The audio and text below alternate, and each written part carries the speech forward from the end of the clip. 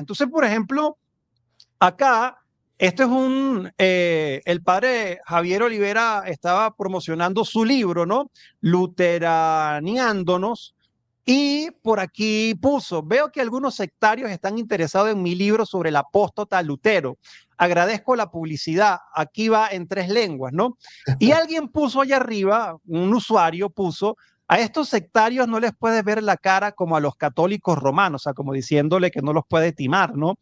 Y lo sabes, o sea, le dice a Rabasi, ¿no? Lutero nunca se quitó la vida como tú lo indicas, no hay evidencia de la existencia de Ambrosio, el supuesto testigo de su muerte, hasta el mismo Grok te lo puede decir. Grok, me imagino, el tema de la inteligencia artificial.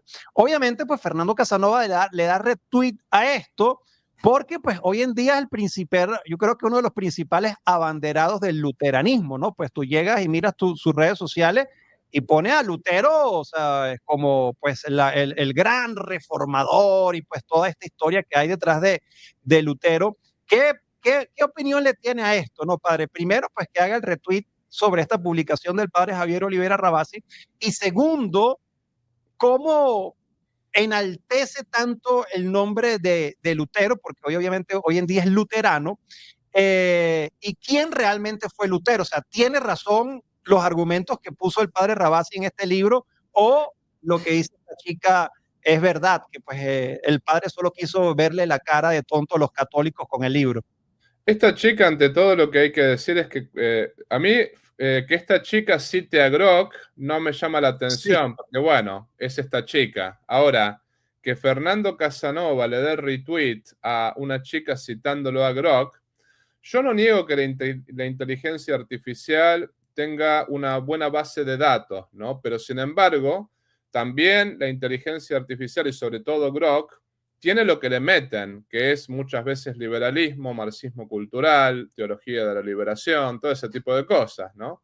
Entonces, tomar a Grok como una autoridad, yo, por ejemplo, en mi cuenta de X, no lo tengo como una regla, pero cada tanto he bloqueado alguno por el simple hecho de querer contradecir mis publicaciones con Grok. Por ejemplo, si alguno simplemente dice, Grok, ¿qué opinas de esto? Perfecto, bueno, a veces uno lo deja pasar, pero si alguno dice, ¿es verdad lo que dice el padre? Si es una persona que yo ni conozco, ni sé quién es, y si es un troll, yo lo bloqueo, porque la verdad que me parece poco serio, ¿no? Que una persona se base en Grok, en la inteligencia artificial, y no se basa en la inteligencia natural. O sea, están los libros. A ver, Wikipedia, todo eso puede servir hasta cierto punto, pero después están los libros. Yo leí el libro Luterándonos del padre Javier Olivera Rabasi y lo que puedo decir es que cita las fuentes directas, o sea, el padre, quiero decir una cosa, el padre Javier Olivera Rabasi sabe alemán, lee alemán y también lee perfectamente latín, o sea, yo por ejemplo leo latín pero no leo alemán, yo no podría hacer un trabajo sobre Lutero que sea serio, porque en realidad necesitaría buenas traducciones, pero el caso del padre Javier, él sabe alemán y él directamente cita las fuentes en alemán. Entonces, para poder decir que el padre Javier Olivera Rabasi se equivoca en su libro sobre Lutero, habría que haber estudiado lo que él estudió, habría que haber leído las fuentes en alemán, que dudo que esta chica lo haya hecho, y después también habría que haber leído las fuentes en latín. Y después que Lutero se suicidó, no se sabe, pero el padre Javier lo dice. El padre Javier es muy, muy claro en eso, ¿no? Si bien el padre Javier tiende a decir que lo más probable es que se suicidó, sin embargo, él dice que es algo discutible, ciertamente, pero tampoco es algo que sea totalmente descabellado, porque Lutero, sobre todo al final de su vida, estaba totalmente loco, ¿no? Nosotros pensemos que realmente hasta la misma esposa de él, ¿no? Esta ex monja, que Catalina creo que era el nombre, pero no estoy seguro ahora, no quiero equivocarme en eso, pero la, es como que durante el tiempo de Lutero se armaron no sé cuántas sectas, porque ya en ese momento hubo separaciones de separaciones de separaciones, y es como que la esposa estaba conversando con él y el mismo Lutero le reconoce que en realidad antes todo estaba mucho más tranquilo, cuando todos eran católicos había unidad. y en cambio ahora había caos. Y la esposa le dice, no tendríamos que volver atrás, no tendríamos que retractarnos. Y Lutero, por soberbia, no se quiere retractar, pese a que se da cuenta del caos que provocó y se da cuenta, inclusive en su comentario a la carta de San Juan, él lo dice claramente, ¿no? Los papistas tienen la Biblia, nosotros no la tendríamos si no fuese por ellos. Lo dice claramente. Pero además Lutero nunca quiso cambiar la doctrina de la iglesia, nunca quiso cambiar la moral de la iglesia, porque siempre se habla de que él quería cambiar la moral, porque había cosas que estaban mal, había sacerdotes concubinarios, había obispos que eran principitos, bueno, en fin. Sin embargo, él dice, a mí la moral de la iglesia no me interesa, a mí lo que me interesa es cambiar la doctrina. Y al punto tal fue su soberbia que terminó escribiendo cartas a los príncipes luteranos, mandando a matar a los anabaptistas, mandando a matar cientos de, creo que una cosa así como 100.000 campesinos mandó a matar, porque no podía convencerlos de hacerse luteranos, ¿no? Y después también una de las cosas que hay que decir de Lutero, el origen de cómo entró a la orden agustiniana es totalmente cierto, mal que le pese a los hermanos luteranos, ¿no? El origen es que en realidad tuvo un duelo, mató a una persona, justamente en un duelo, entonces un poco como para esquivar la ley, terminó entrando a la orden de los agustinos, pero fue mal aconsejado, porque además él era una persona totalmente escrupulosa, totalmente... Es como que realmente veía el demonio en todas partes, no era una persona para ser sacerdote, ¿no? En realidad lo que él buscó fue esquivar la ley en eso. En fin, todo estuvo mal parido de entrada con Lutero. Entonces, volviendo a lo que dice Fernando, lo que dice esta chica, lo de esta chica lo puedo entender como una mujer que defiende el luteranismo, porque eso es natural. El luterano va a defender el luteranismo, el evangelista Claro. va... Eso es natural. Yo no los culpo a las personas sencillas, no los culpo, porque realmente uno dice, están engañados. Esa es la realidad, no están engañados y las sectas muchas veces lo que hacen es ponerte una venda en los ojos. Ahora bien, el caso de Fernando Casanova, él no es ignorante. Y quiero concluir con esto, Miguel, ¿no? Yo creo que Fernando Casanova, él se convirtió en un sectario actualmente. O sea, él se convirtió en un sectario porque una pena, ¿no? Porque un hombre realmente que ha hecho tanto bien como católico, y yo se lo sigo reconociendo, puedo entender que haya tenido tiempos de confusión y que diga, bueno, me voy a hacer luterano. No lo acepto, o sea, no lo comparto, no le doy la mano por eso. Digo, bueno, dejaste la iglesia verdadera, estuviste mal. Pero, por ejemplo, yo tengo un amigo que siendo católico, por ejemplo, apostólico romano con buena formación, no se hizo luterano, se hizo ateo. Bueno, en fin, eso me parece más lógico que hacerse luterano, pero en fin se hizo ateo, yo no estoy de acuerdo con su ateísmo. Obviamente que me parece que abandonó la iglesia verdadera. Sin embargo, yo a mi amigo no le di las espaldas, seguimos siendo amigos, y él no es anticatólico. Bueno, la cosa es distinta. Fernando, además de haberse pasado una religión falsa, porque la única religión verdadera es la católica, yo hasta ahí uno dice, bueno, ¿qué pasará por su Sí. conciencia? Hasta ahí uno no está de acuerdo porque la religión católica es la verdadera, pero uno respeta la libertad humana, como Dios respeta la persona que quiere pecar. Dios después te da el castigo correspondiente, que es el infierno, si no te arrepientes, ¿no? Pero si quieres pecar, Dios no te impide la libertad, ¿no? En fin, nadie le impide la libertad a Fernando Casanova de hacerse luterano, aunque estamos radicalmente en desacuerdo. El problema está que ahora está igual que todos los sectarios en las redes sociales, que lo único que hacen es comer de la Iglesia Católica. O sea, son como sanguijuelas, digo yo, que le chupan la sangre de la Iglesia Católica. Está igual que ellos, ¿no? Uno dice, es una pena, porque es un hombre que es muy inteligente, que tenía mucho que aportar.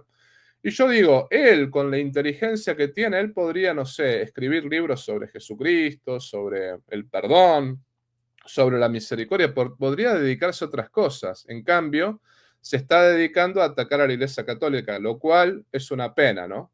Así que dicho todo esto, obviamente que Fernando Casanova hoy en día ya estaba perdido desde que inclusive cuando estaba en la Iglesia Católica, ya los últimos años se lo veía mal, ¿no? Pero acá se ven las consecuencias de su soberbia prácticamente, ¿no?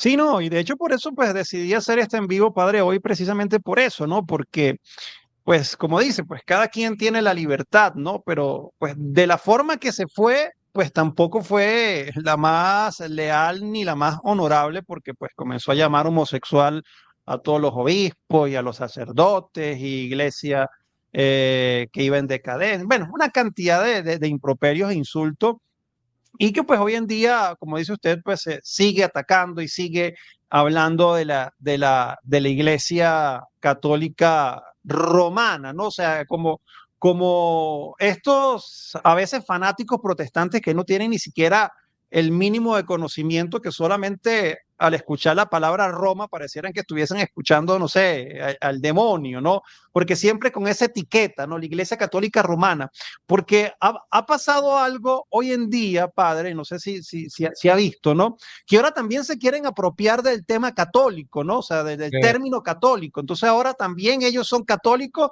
entonces por eso se separan de la Iglesia Católica Romana, ¿no? Entonces, aquí también puso un retweet, no sé quién es esta persona, pero pues quise también colocar este retweet por eso, ¿no? Porque puso ahí alguien que iba a tener una entrevista y el título era También somos católicos, ¿no? Entonces Fernando también le da retweet a esto, porque esa es la creencia que tienen ahora, que entonces que la iglesia de Roma fue quien se robó el término católico. ¿Qué tiene que decir de esto, padre? Porque esto confunde mucho a las personas que quizás no están tan formadas. Yo lo que digo, en Argentina decimos que se lavan la cara con cemento, o sea, son unos total caraduras, porque en realidad católicos hemos sido siempre los católicos apostólicos, digamos, con los 24 ritos, y el rito romano, el sumo pontífice, es la cabeza de toda la Iglesia Universal que preside en la caridad los demás ritos. Pero, por ejemplo, católicos hemos sido siempre los ortodoxos y los católicos romanos, ¿no? O sea, los ortodoxos también se han declarado católicos Sí, toda la vida, ¿no? Sin embargo, nosotros sabemos, bueno, los ortodoxos también están equivocados, después esa discusión es un poquito más complicada. Sin embargo, es cierto que el obispo de Roma es el legítimo vicario de Cristo, es el que preside en la caridad todas las demás iglesias. Pero, por ejemplo, ortodoxos y católicos digamos, de rito romano junto con los 24 ritos, esos siempre nos hemos declarado católicos. Ahora, el caso de los protestantes, yo lo que puedo decir es, hace 20 años atrás, yo me acuerdo que siempre me decían, ustedes son católicos no cristianos, católicos, pero no cristianos. Después se dieron cuenta del absurdo de esa afirmación, porque justamente nos estaban dando la razón, ¿no? Cuando decían, ustedes son católicos, claro que somos católicos, cumplimos con la misión universal, o sea, somos cristianos por excelencia, porque cumplimos con la misión universal que Cristo le dio a los apóstoles, que le dijo, id por todo el mundo, bautizando, aquel que se bautice se salvará, aquel que no se bautice se condenará. Bauticen a todos en el nombre del Padre y del Hijo y del Espíritu Santo. Esa es la misión universal de la Iglesia, de ahí viene el término católico. Pero por otra parte, el término católico, quien lo usó por primera vez fue San Ignacio de Antioquía, que es discípulo de San Juan, discípulo de San Pedro y discípulo de San Pablo, o sea, el gran trío, ¿no? Y San Ignacio de Antioquía decía, donde está Cristo, allí está la Iglesia Católica. O sea, fue el primero en utilizar el término católico, también lo utilizó Dionisio Areopagita, que muchos dicen que es el pseudo Dionisio, pero hasta el siglo XVIII nadie negaba que era el verdadero discípulo de San Pablo, ¿no? Que él justamente cuando hablaba de la liturgia de la misa de aquel tiempo, que hablaba, por ejemplo, de la Eucaristía, diciendo que es el cuerpo de Cristo, después hablaba del obispo, del presbítero, de los diáconos, era como que estaba describiendo una especie de liturgia muy parecida a la misa tridentina de hoy, ¿no? O sea, era un poco lo que describía. Y decía en la Iglesia Católica, decía ya Dionisio, ¿no? Entonces, no, lo que hay que decir es que los protestantes siempre se apropian de todo, se apropiaron del término cristianos, se apropiaron ahora del término católicos, y después si te descuidas, el día de mañana se van a apropiar del término papa, del término obispo, del término sacerdote, bueno, del hay término algunos padre. protestantes que ya dicen tener obispos también. Exactamente. Después van a empezar, bueno, antes no podíamos llamar padre a nadie, pero después van a empezar, como se dan cuenta que eso es un fracaso total, porque en la Biblia aparece la palabra, se le dice a Abraham padre, San Pablo dice, tenéis solamente un padre en Cristo que soy yo, después San Juan dice, hijitos míos todo el tiempo, bueno, en fin, se dan cuenta que es tan absurda esa objeción que después la van a tener, la van a terminar adoptando. Mirá, el famoso teólogo responde, que vos me mandaste, creo que hoy, pero ese es el protestante en realidad, ¿no? De lo que tenemos que hablar. Bueno, en fin, la cosa está que ese no es el verdadero teólogo responde. El verdadero Sí. teólogo responde es el padre Miguel Ángel Fuentes, que tiene su página y tiene su apostolado desde 1993. Entonces después en el año 2010 saltó este muchacho que yo no le creo que no sabía que existía realmente, porque muchos me decían, pero usted se llama Tomás, ¿y cuántos Tomáses hay? Sí, perfecto, eso es verdad. Pero teólogo responde, había uno solo. Me vas a decir que habiendo un solo teólogo responde, no te diste cuenta, no metiste en Google si ese nombre coincide con alguien, qué sé yo, ¿no? Claro. Permítanme pensar mal, para mí se robó el nombre, pero en fin. Pero ¿a qué voy con esto? Es que ellos se roban todo. O sea, los sectarios, porque no todo protestante es sectario, no todo evangélico es sectario. Yo conozco protestantes y evangélicos que pese a estar en el error, sin embargo, son gente que ama a Dios. O sea, a esa gente la respeto, ¿no? Aunque no estoy de acuerdo, yo digo, bueno, la Iglesia Católica es la única verdadera, lo que tú sabes, ¿no? Sin embargo, los sectarios se apropian de todo y cuando nos queramos acordar, se van a querer apropiar, qué sé yo, hasta del agua bendita. Uno nunca sabe, ¿no?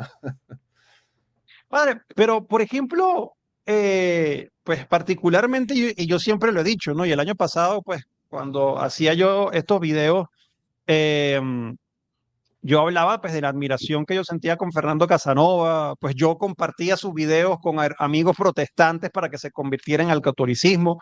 De hecho, no recuerdo si fue usted, pero alguien me dijo que hay un video, yo no lo he visto, pero que hay un video donde él dice que si en algún momento él negara, pues la doctrina católica es porque un espíritu maligno lo ha poseído, algo así, ¿no? Creo que hay un video de él, ¿no? Porque era una persona que hablaba apasionadamente de la Iglesia Católica, defendía la doctrina, el magisterio, y hoy en día se convirtió en un perseguidor de todo eso y sobre todo del papado, o sea, que Sí, lo o niega sea, por completo.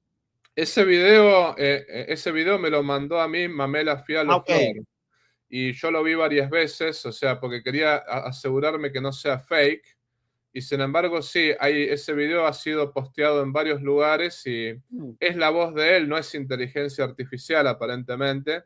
Él dijo, Dios me trajo a la Iglesia Católica y solamente un espíritu inmundo puede quitarme fuera de ella, ¿no? Dice una cosa así.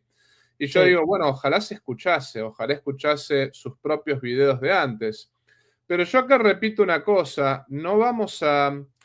Yo la razón por la cual estoy hablando, y también tú, Miguel, para que la gente lo entienda, la razón sí, por la cual estamos hablando de Fernando Casanova no es porque le queremos sacar el cuero, queremos hablar mal de él. Si él estuviese tranquilito en sus cosas, ¿no? Uno dice, bueno, a ver, eres luterano, nosotros no compartimos lo que hiciste, pero bueno, haz tu apostolado, haz tu misión, haz lo que quieras. El punto está que Fernando Casanova se la pasa tirando estiércol contra la Iglesia Católica. claro, Entonces, de vez en cuando vale la pena responderle porque él lamentablemente llega a muchísima gente.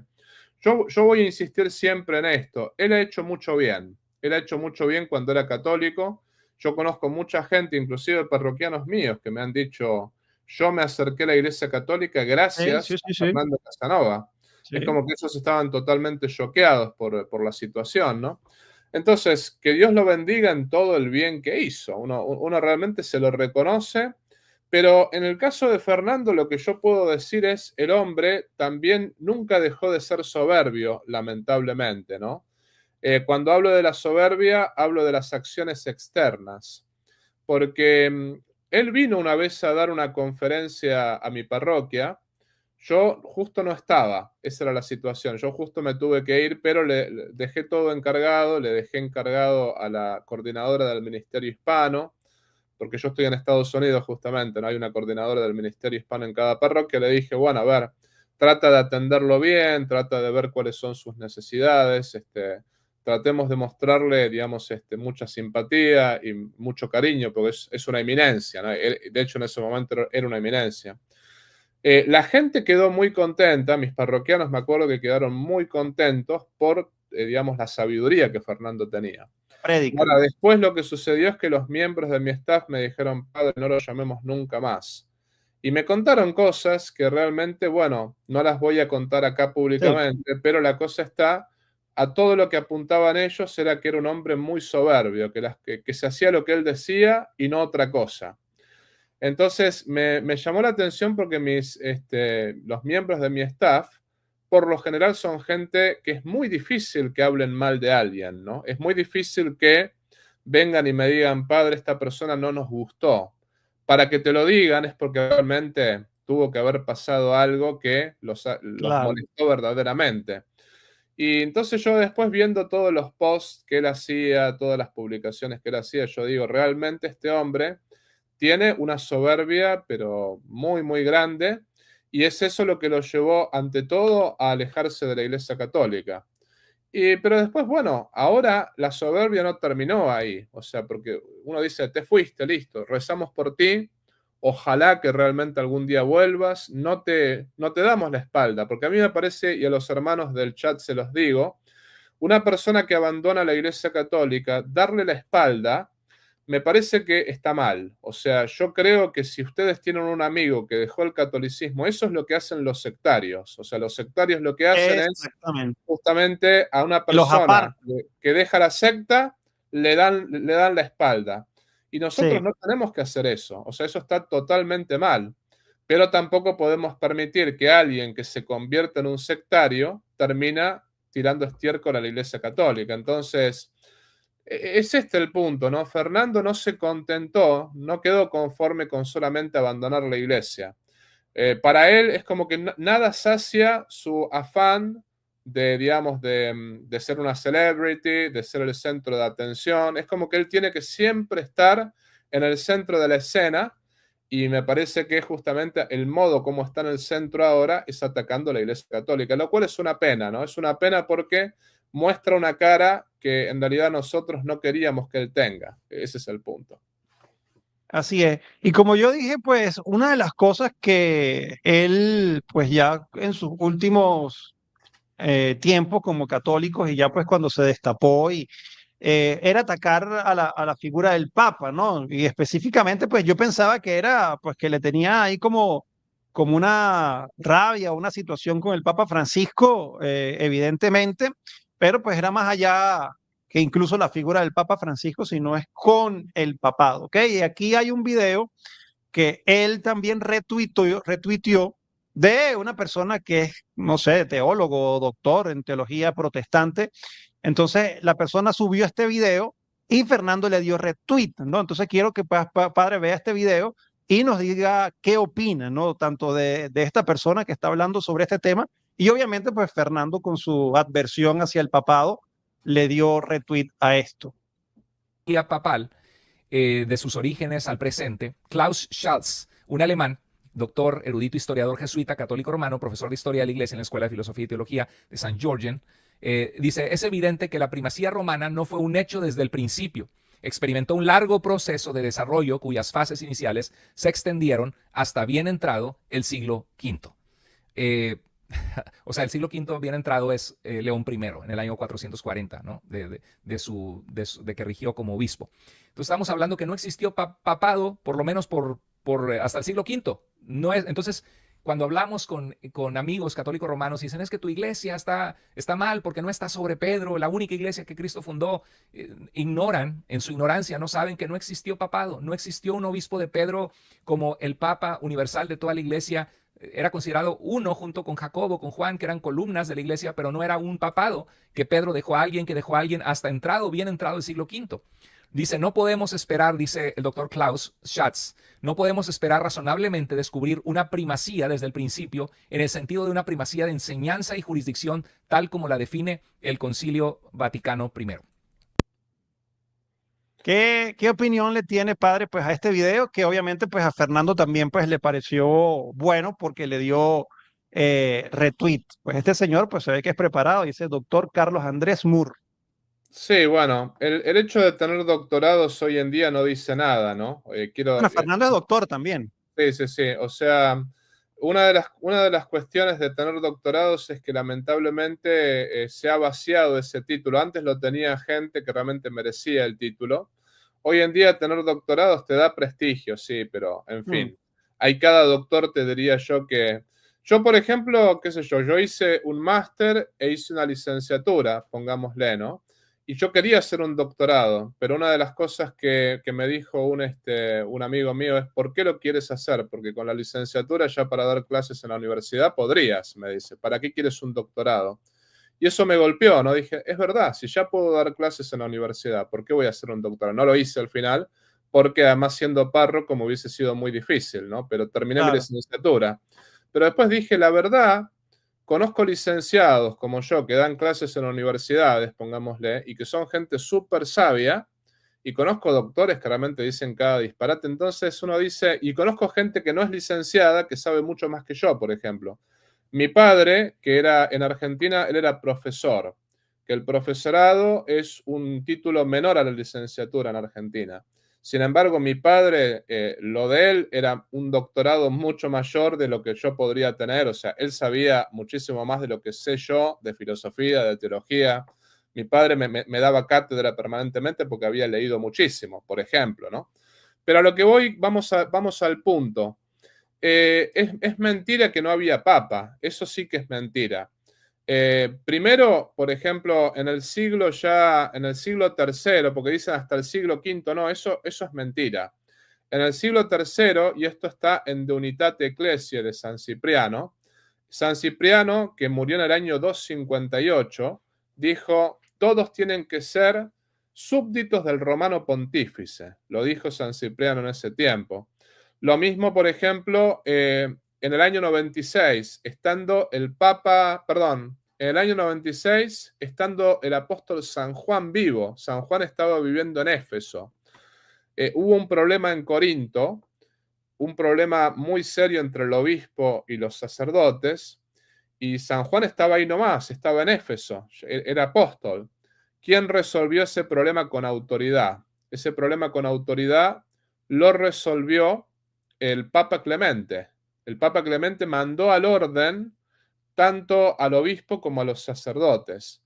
O sea, hay varios, por ejemplo, si vamos al caso también San Ignacio de Antioquía, el mismo discípulo de San Juan, de San Pablo, el mismo saluda a la iglesia romana, que es la que preside en la caridad a todas las demás iglesias, lo dice también, ¿no? Lo que es verdad, algo que es completamente verdadero, es que no estaba tan claro el oficio del Papa en el siglo I, en el siglo II, pero por ejemplo, estaba claro que el Papa era el primero y que era justamente el que presidía en la caridad todas las demás iglesias. Pero si vamos al caso, tampoco estaba claro que se tenían que separar de la sinagoga. Los primeros cristianos se separaron de la sinagoga cuando realmente se los dijo el Espíritu Santo. Lo mismo, no sé, en el concilio de Nicea, no, digamos, no estaba claro el tema de la divinidad de Jesucristo. No estaba claro. O sea, si hubiese estado, obviamente que todo el mundo saltó a defender la divinidad de Jesucristo y Sí. condenaron a Arrio, pero pensemos que el arrianismo duró 5 siglos. Y el Mm, arrianismo, 80% de los obispos llegaron a ser arrianos, y al punto tal que San Jerónimo decía, gimió el orbe y se despertó arriano. O sea, no siempre fue tan claro el tema de los dogmas. Hubo realmente que hacer una reflexión teológica. Y para darte una idea, por ejemplo, no sé, la iglesia como la Nueva Jerusalén, eso llevó 1000 años descubrirlo. O por ejemplo, no sé, el pase del Mar Rojo, que eso representa el bautismo, ¿no? Que eso también hablan los santos padres. ¿Cuántos años tuvieron que pasar hasta que vean, por ejemplo, el pase de los egipcios como la libertad del pecado? Los egipcios cuando el mar se los lleva, bueno, es así como Dios limpia nuestros pecados con el bautismo, esa imagen, ¿no? Esa imagen llevó mucho tiempo realmente verla como una imagen del bautismo. O por ejemplo Isaac, que justamente estuvo a punto de ser sacrificado. era la imagen del Mesías, de Jesucristo que tenía que venir, ¿no? Todo eso llevó mucho tiempo, mucha reflexión teológica. Entonces, es normal que las cosas, lo que dice un numeral del catecismo, que creo que es el 67, que dice que toda la revelación estuvo revelada desde el principio, pero no estuvo explicitada. Es más o menos como, no sé, una gran caja donde uno la abre y hay muchos paquetitos que hay que empezar a abrirlos poco a poco. ¿Y quién tiene la llave de esa caja? La Iglesia Católica, justamente, porque es la que tiene el Espíritu Santo. Pero Papa hubo siempre. De hecho, San Ireneo, en uno de sus libros, dice, podría elegir muchas, muchas sucesiones de obispos. Sin embargo, elijo la sucesión de los obispos de Roma, que desde Pedro hasta ahora ya son 12, dice. Había 12 sucesores de Pedro. O sea, ya había realmente sucesores de Pedro, sucesores del romano pontífice, y ya había papas, inclusive cuando vino Constantino ya había habido más de 30 papas en ese momento. Entonces lo que dice este hombre es mentira. Lo que sí, lo que podemos reconocer es que no estaba tan claro el papel del papado, o sea, no estaba tan claro, pero sí había varios santos padres, al menos los santos padres, y estos todos, ¿no? O sea, todos los santos padres reconocen a, digamos, a Pedro como el primero, como en Mateo 10, que ahí aparece Pedro como Mateo lo llama el primero directamente, Mateo 10, ¿no? Todos los santos padres lo reconocen como el primero. Y después hay varios santos padres que le reconocen también el primado de gobierno, como que es aquel que preside a todas las demás iglesias. Pero también yo le diría a esta persona, ¿no? O sea, si esta persona, si estamos hablando con un luterano, si estamos hablando con un... Es deshonesto utilizar argumentos de los ortodoxos, porque en todo caso lo tendríamos que discutir los ortodoxos y nosotros, ¿no? O sea, Claro. protestantes, como dicen los italianos, no c'entran, o sea, no tienen nada que ver con esta discusión. En todo caso, déjennos a nosotros y a los ortodoxos resolver este problema. Pero si vas a utilizar argumentos ortodoxos, entonces hazte ortodoxo. Esto es lo que yo te diría. Exactamente, Así es el punto. exactamente. Sí, sí, sí, eso es típico, padre, ¿no? O sea, mucha gente pues utilizando el tema de los ortodoxos. O sea, yo una vez hablé con alguien cuando yo hablaba pues que antes del año 1500 no, pues era una sola iglesia y me cita a los ortodoxos, ¿no? Como que siempre ha existido divisiones y, o sea, comparando como el tema del cisma con el cisma de los ortodoxos con el protestantismo, ¿no? Y yo, pues esa era parte del argumento que yo le decía, bueno, pero si tú estás de acuerdo con lo que ocurrió con los ortodoxos, no fueras protestante, sino que serías también ortodoxo y no estarías creyendo, pues, lo que creen estas cientos de miles de sectas protestantes, ¿no? Entonces, como lo que yo estaba comentando, pues, de Fernando, que tiene como un tema ahí con el papado, obviamente como luterano, ¿no? Como buen luterano. Cuando obviamente pues se estaba organizando el cónclave, la muerte del Papa Francisco, que por cierto que ni siquiera por caridad, porque pues por muchos años fue católico y defendía la iglesia y se rasgaba las vestiduras. Pues yo no sé si lo hizo, pero me puse a buscar, ni siquiera por caridad, pues oró por el alma y el descanso del Papa Francisco, ¿no? Sin embargo, coloca esta publicación, obviamente pues también dándose la hora de profeta, ¿no? El próximo Papa Católico Romano, ¿no? Ese adjetivo que lo pone a propósito, ¿no? A propósito, ¿no? El próximo Papa Católico Romano será viejo y de centro. Los cardenales quieren saber cómo se consolida el progresismo a nivel global antes de arriesgar la hegemonía que garantiza el poder moral de la institución que los mantiene. No es predicción, sino es historia. ¿Qué opinión pues le tiene a esto? Pues obviamente pues esto fue, me imagino, cuando ya iba a empezar el cónclave, ¿no? Sí, bueno, digamos, el próximo Papa Católico Romano será viejo y de centro, se equivocó por ese lado, Sí, porque no es viejo y no es de centro. De hecho, el Papa León está afiliado al Partido Republicano acá en los Estados Unidos. No tenemos que decir que sea republicano, pero está afiliado a ese partido, lo cual quiere sí, decir que está afiliado a un partido considerado políticamente de derecha.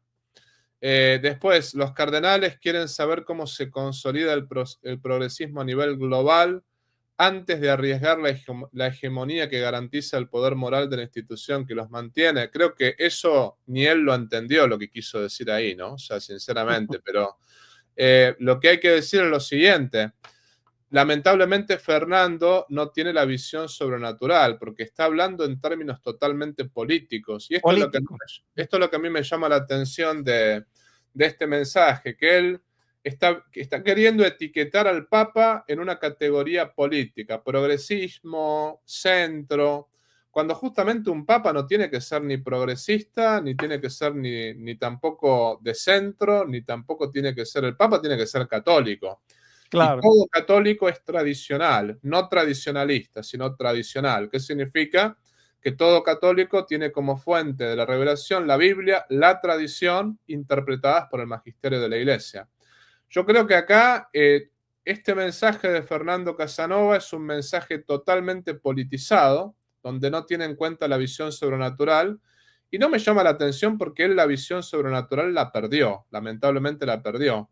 Y lamentablemente los luteranos politizan todo, porque no nos tenemos que olvidar de una cosa, Miguel, que la religión luterana es una religión política. Justamente así fue que nacieron. Ellos decían, sí, el príncipe es luterano, entonces todo el país es luterano. Esa era la regla para ellos. Y la iglesia estaba totalmente... eso es lo que le recrimina Hegel. Por ejemplo, cuando uno lee a Friedrich Hegel, la fenomenología del espíritu, que es un libro, digamos, yo no estoy de acuerdo con Hegel, pero Hegel como metafísico es uno de los mejores metafísicos y uno de los mejores analistas políticos que yo he visto, ¿no? No recomiendo leerlo porque mucha gente puede perder la fe, hay que tener formación filosófica en Santo Tomás de Aquino primero. Pero a mí me parece que Hegel hizo una crítica brutal a Lutero y está perfecta. Lo que dijo, Lutero se separó del Papa, o sea, agarró y decidió separarse del Papa, pero se sometió a los príncipes luteranos, que eran mucho más despóticos que el Papa. Es decir, la crítica que está haciendo ahí Hegel es, en realidad, lo que hizo Lutero fue unir a la Iglesia y el Estado a tal punto que la Iglesia no tiene ningún tipo de libertades. Por darte un ejemplo, en Argentina yo he conocido iglesias luteranas que van de la mano con el gobierno. O sea, si el gobierno aprueba el crimen del aborto, ellos aprueban el crimen del aborto. Si el gobierno aprueba el pseudo matrimonio antinatural, ellos también. Porque van todo con la mano del gobierno. Y eso es propio del luteranismo. Eso pasa, por ejemplo, en Dinamarca, en Suecia. En Dinamarca y Suecia, el gobierno aprobó los matrimonios igualitarios, que los pseudo matrimonios antinaturales, porque no son matrimonios, son cosas antinaturales, ¿no? La iglesia luterana se vio obligada a también aprobarlos. El gobierno dijo, tienen que aceptar pastores y pastoras que sean homosexuales y lesbianas. Y justamente la iglesia se vio obligada a aceptarlos. Entonces, es normal que un luterano no tenga visión sobrenatural de las cosas, porque justamente cuando se habla de la iglesia es el cuerpo místico de Cristo. Y el Papa no es un político. Que el Papa haga política es distinto. El Papa hace política, eso no lo podemos negar. Ahora, el Papa en primer lugar, bueno, podríamos decir, es político en cuanto que es un jefe de Estado. En ese sentido sí, porque no vamos a negar que sea un jefe de Estado. Pero como decía Juan Pablo II, en primer lugar es un pastor. O sea, el Papa, en primer lugar, es el vicario de Cristo y es el sucesor de Pedro. Su misión es pastoral. Entonces, Fernando lamentablemente está politizando todo. Y obviamente cuando uno tiene una visión humana, uno cuando tiene esa visión humana que tiene él, uno se convierte en un enano, lo que digo yo, ¿no? La iglesia es un gigante, ¿por qué? Porque está de la mano de Dios. Dios la sostiene, Dios la va a sostener hasta el fin de los tiempos. En cambio, cuando nos quedamos en la parte humana, nos quedamos solamente en el barniz de lo que es la iglesia y somos como enanos que no podemos ver más allá de nuestra visión. Y eso es lo que le está pasando a Fernando, lamentablemente, ¿no? Así es, así es. Y pues obviamente pues el padre ha recalcado, obviamente pues todo el bien que hizo en su momento Fernando Casanova y aquí, o sea, estoy yo para decirlo pues que particularmente cuando yo empecé mi formación, empecé a estudiar viendo los videos de Fernando y lo compartía, ¿no? Entonces, pues, obviamente, pues todas las personas que están viendo esto, pues, oremos por Fernando para que, pues, el Señor lo guíe y deje de atacar a la iglesia católica. Aquí, padre, hizo una publicación que, pues, ciertamente, y aquí sí quiero, pues, que nos dé una catequesis sobre esto, porque, pues, sí, yo no entiendo, pues, obviamente, mucho sobre este tema, pero igual él lo hace y lo comparte para desacreditar y seguir desacreditando a la Iglesia Católica, ¿no? Aquí, por ejemplo, esto lo del teólogo responde, pues coloca, creo que fue una santa hace poco, ¿no? Que expusieron allí su cuerpo, no recuerdo ahorita cuál es el nombre de la santa, pero pues esta persona que se apoderó del nombre de teólogo responde, dice, el apego hacia la sublimación de cadáveres barnizados con el toque de lo místico, bueno, bla, bla, bla, y dice unas cosas. Y Fernando dice, esas cosas nunca me parecieron bien, todos los de esta cúpula lo saben, o sea, la cúpula me imagino la Iglesia Católica, y lo que debimos haber dicho algo también, es lamentable, mea culpa, pobres fieles. O sea, pues igual él no tiene nada que decir, ¿no? Pues si es una tradición católica o por qué la iglesia lo hace. Si pudiera explicarnos esto, padre, o sea, cuál es el significado, pues, de estas, pues sí, pues de tener los cuerpos de santos y mártires dentro de la iglesia, pues algunos incorruptos, otros no. Y pues obviamente, ¿qué le diría a Fernando cuando dice ese lamentable, pobres fieles, ¿no? Bueno, lo que hay que decirle es que está compartiendo este mensaje del pseudo teólogo, ¿no? Que en realidad no es el verdadero teólogo Sí. responde, sino que es alguien que usurpó ese nombre. Bueno, en fin.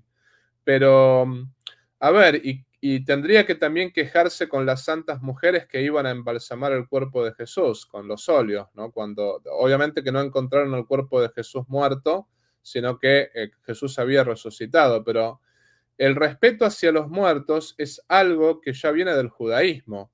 Entonces, y me parece que él no se anima a criticar esas cosas de las Sagradas Escrituras, empezando por ahí, ¿no? Después lo que hay que decir es lo siguiente. La exposición de los cuerpos incorruptos la iglesia los expone solamente cuando están incorruptos por un milagro. ¿Qué significa esto? Que no se les pone ninguna sustancia para mantenerlos incorruptos.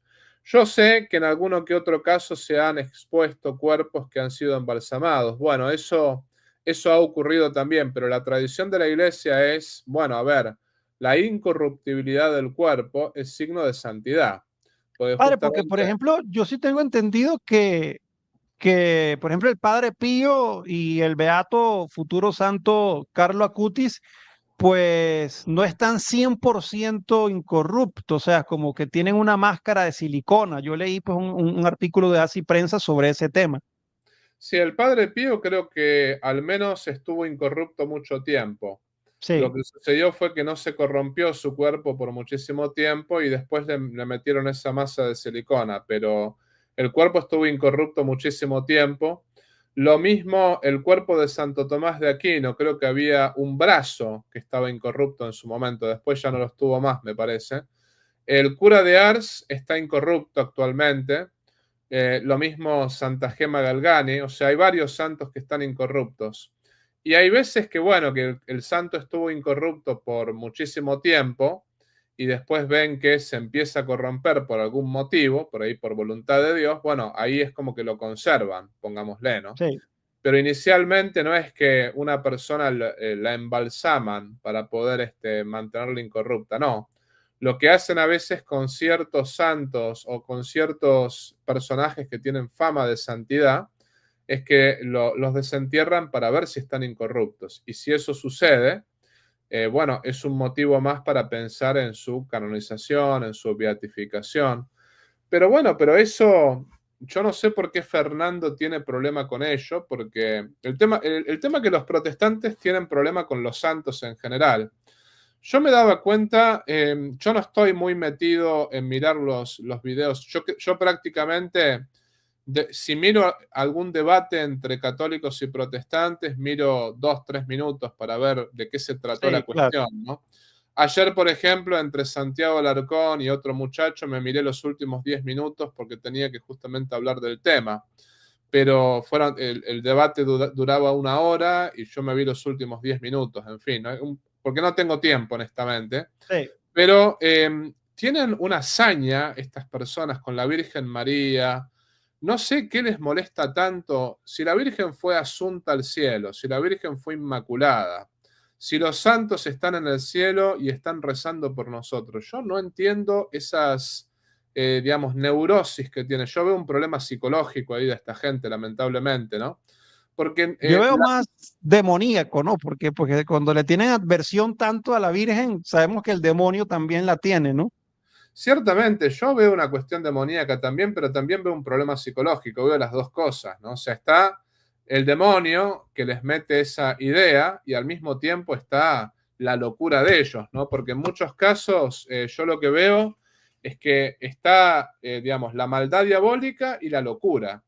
Porque uno dice, a ver, si tiene sentido común, a ver, ataca otras cosas, ¿no? O sea, uno puede agarrar y empezar a discutir, no sé, el primado de Pedro, la infalibilidad papal, bueno, ese tipo de cosas tienen sentido, ¿no? Pero el ponerse, por ejemplo, Lutero era una persona mariana, Lutero no era una persona que se dedicaba, Sí. ni siquiera Enrique VIII, Tiene, ni tiene siquiera... escritos bellísimos hacia la Virgen. Exactamente, o sea, Lutero era mucho más mariano que todos ellos, o sea, ellos directamente aborrecen a la Virgen. Lutero era súper mariano, no tenía ningún problema Lutero ni con la Asunción, obviamente que en ese momento no estaba el dogma, pero sin embargo yo no creo que Lutero hubiese puesto objeciones con respecto a la Asunción de la Virgen, la Inmaculada Concepción. Yo creo que Lutero con todo eso no tenía ningún tipo de problemas. Entonces, acá lo que uno ve es una hazaña contra los santos, una hazaña contra la Virgen, una hazaña contra todo aquello que, digamos, sea sobrenatural y pertenezca propio al culto de la iglesia. Lo que ellos no se dan cuenta, y esto lo quiero aclarar, es que nosotros no adoramos a los santos. Nosotros no, por ejemplo, no sé, se muere tu papá, se muere tu abuelo, ¿no le vas a dar el honor que merece?